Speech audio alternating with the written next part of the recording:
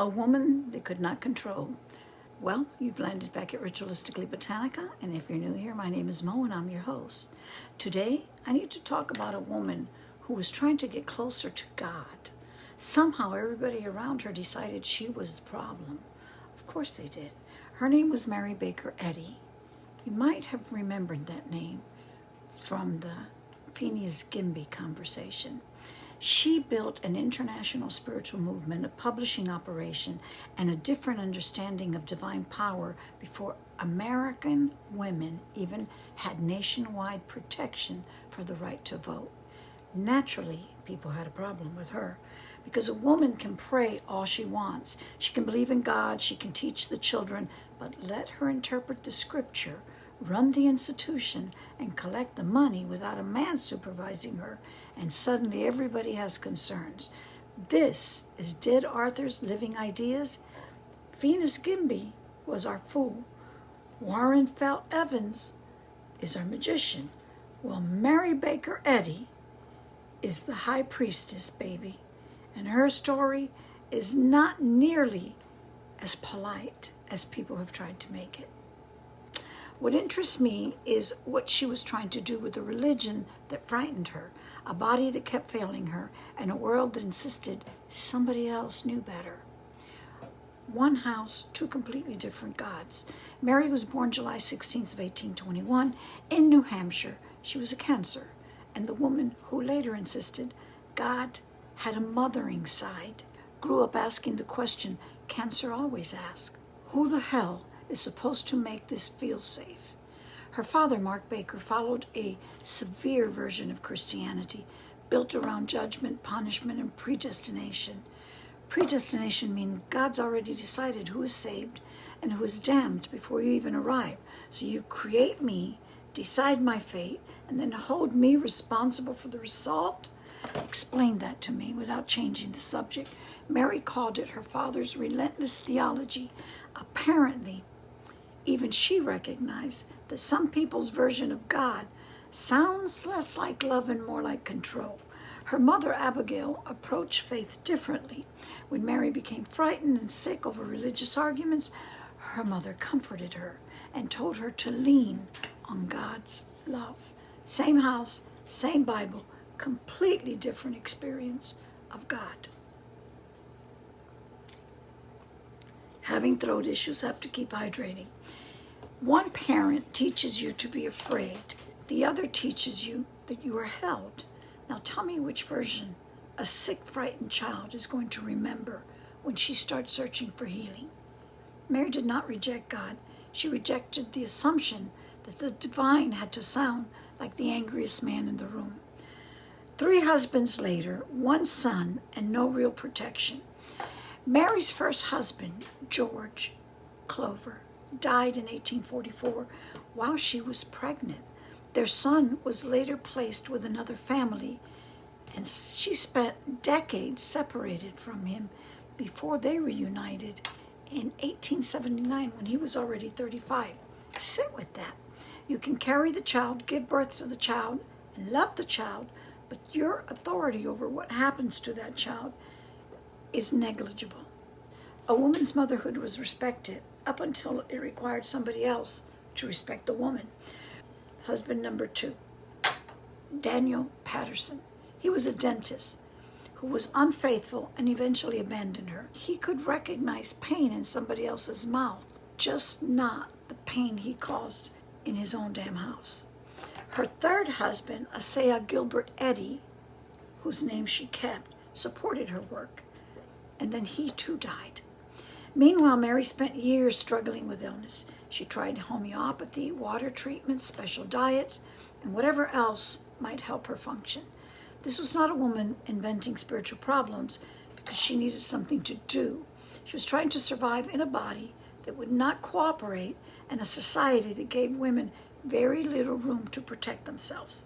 When everyone was explaining to her her body, her marriage, her beliefs, and what should happen to her child, at some point she decides she was going to have an explanation of her own. Enter Quimby. Remember him? We already had a conversation about him. She has a fall, and this fall changes her story. It was in 1862.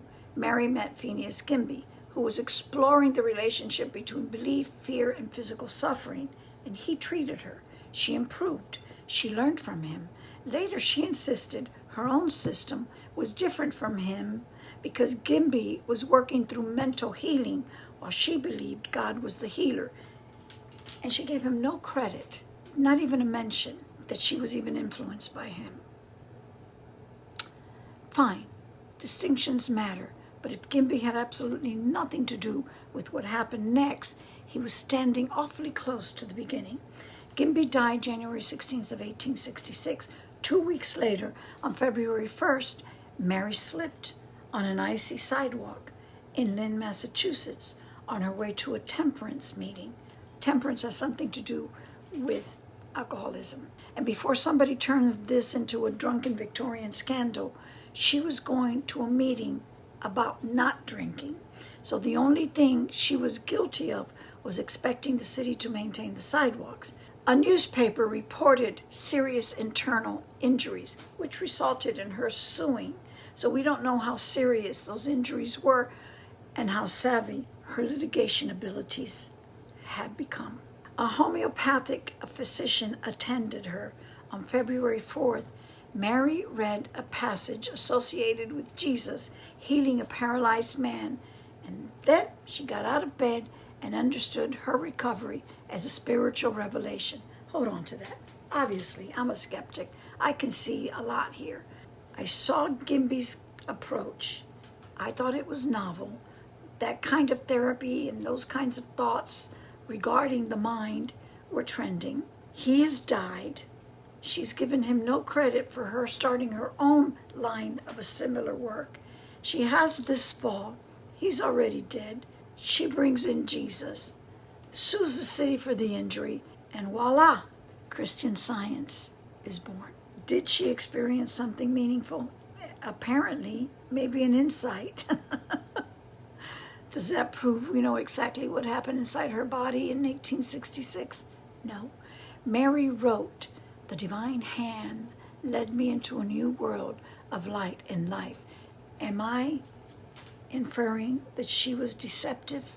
Perhaps she was deceived by her own mind. I don't know. Her conclusion was that real healing came through divine power, not through Quimby's personality and not through somebody else's control over her mind. Now here come the allegedlys.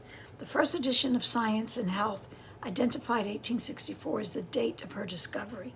Later accounts emphasize the fall in 1866 after Quimby's death. He was no longer here. He couldn't defend himself. I'm not calling her a liar. I'm saying the origin story became more independent from Quimby every time somebody told it. Make of that what you will. And about that claim she filed against the city over the icy sidewalk, it is alleged that she withdrew it later that year. Who knows? Maybe they reached a deal. Faith is faith. Negligence is negligence. Mary understood both. Now, her writings keep evolving, so she keeps republishing and adding or tweaking the title of what she's publishing. So in 1875, she published Science and Health, which was a different version, an updated version of her work, along with her writings. Her understanding of God as both Father and Mother also seems to have evolved. Now, this is where I understand her conflict, even when I do not agree with every conclusion. I have never claimed to be a proper Christian. I've listened, read, asked questions, and sometimes wondered how people are looking at these same stories without noticing what I'm noticing. Some versions of the biblical God come across as angry, jealous, controlling, resentful, and petty. At a certain point, he starts sounding a lot like the Orange Menace, with unlimited authority and executive orders at his disposal.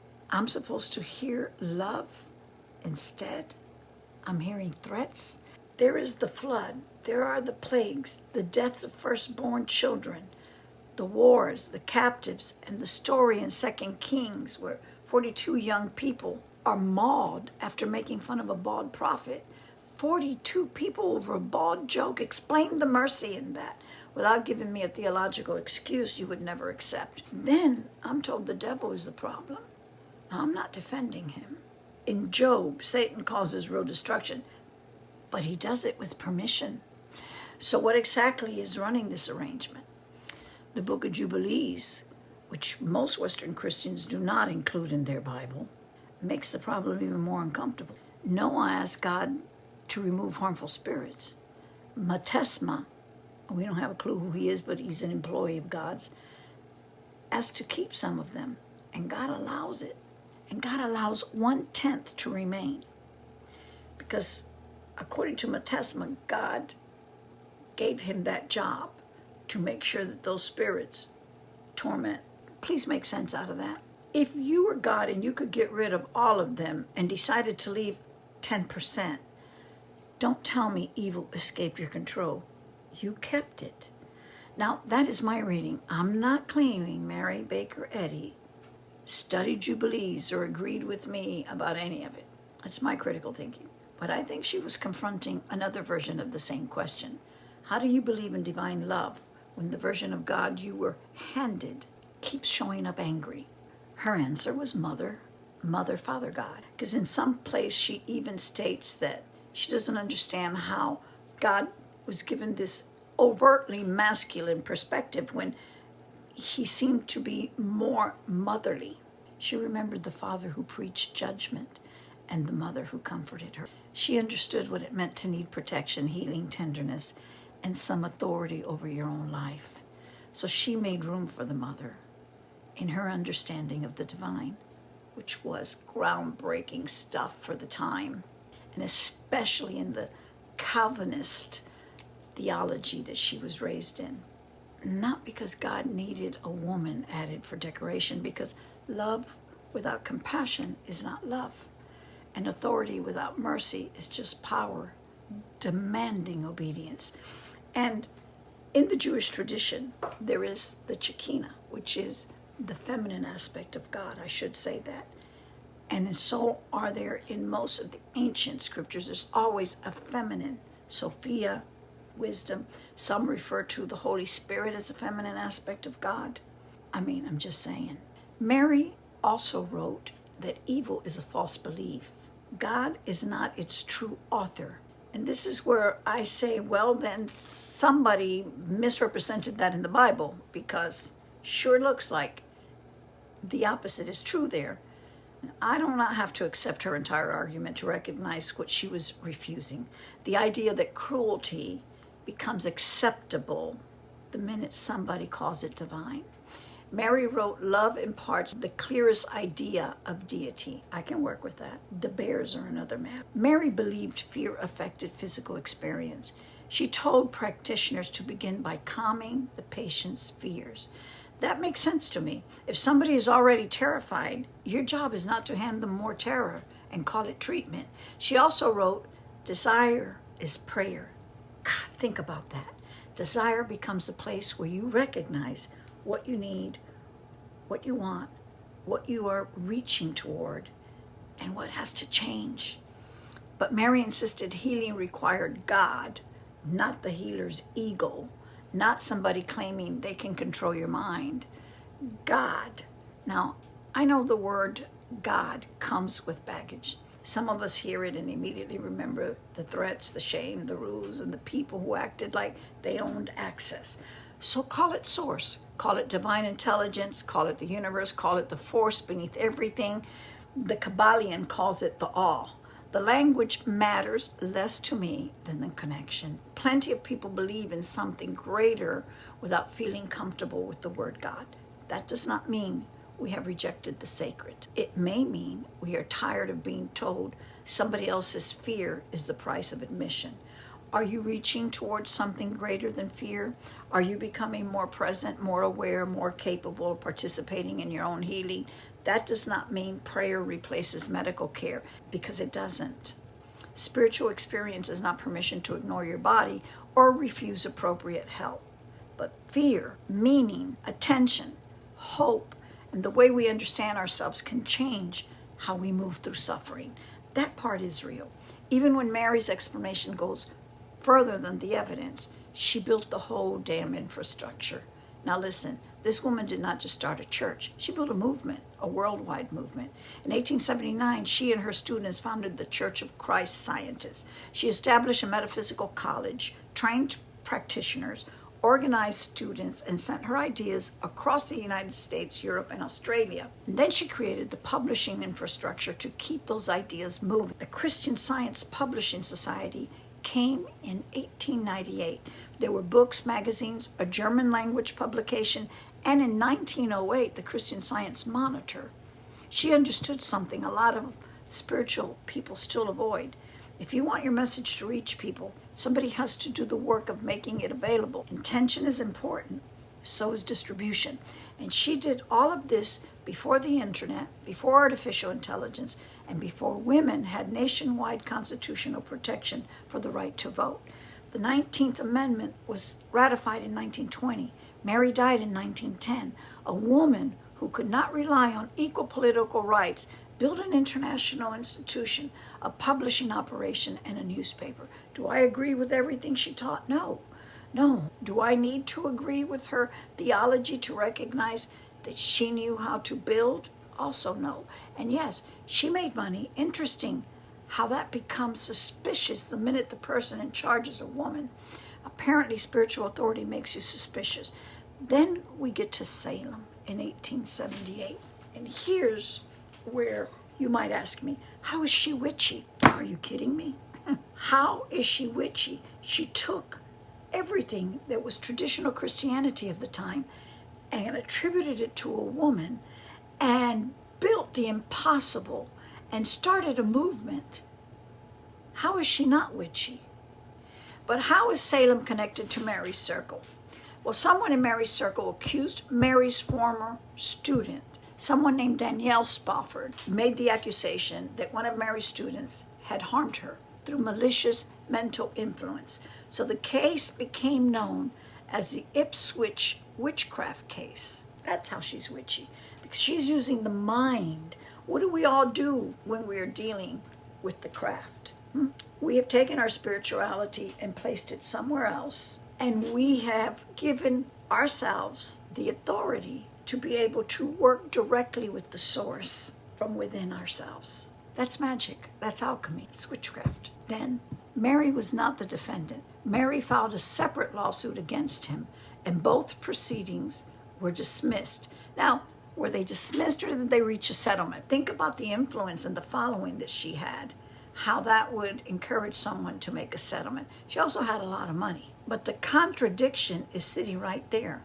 Mary wanted to be closer to God, her version of God, which was goddess. She wanted healing to come from divine love. And somehow, the movement surrounding her wound up in court arguing about invisible attacks and witchcraft. Hexing. Someone claimed they hexed. She was hexed. Because apparently a woman with spiritual authority is only holy until somebody decides she is operating without permission. Mary considered herself a Christian, not a witch. I'm not changing her religion. I'm pointing out how quickly spiritual independence becomes suspicious when a woman is the one exercising it. And if you have ever had your own beliefs dismissed, your traditions questioned, or your relationship with the divine treated like somebody else's business, you already understand that problem. The accusation changes. The disrespect doesn't. Somebody is always ready to decide your spiritual practice is wrong because it does not belong to them. You can pray, but don't interpret. You can believe, but don't lead. You can seek God, but apparently you're supposed to ask permission first. No, I don't think so. That's it. See why she was important? Mary Baker Eddy died in 1910 at 89. She left behind a global movement, a publishing operation, a major newspaper, and a long argument about God, healing, power, and who gets to speak for the divine. She did not prove every claim she made. She did not resolve every contradiction, and she was not above telling her own story in the way that worked best for her. I can still respect what she was trying to recover. A God connected to love instead of fear. A mother, a goddess, a healing practice that recognizes the power of the mind, a divine presence that includes the mother, in a woman refusing to let somebody else decide what she was allowed to understand. That is why Mary Baker Eddy is our high priestess. Next comes Prentice Mulford, and he's quite interesting. He came up with the concept, thoughts are things. Wallace Wattles was the science of getting rich, because apparently it was only a matter of time before somebody looked at spiritual power and asked whether it could pay the bills. If you want the deeper research, the full author histories, and the list of dead authors, living ideas, follow me on Substack and YouTube at Ritualistically Botanica. The links are below. You know where to find me. That's it. That's all I got for you.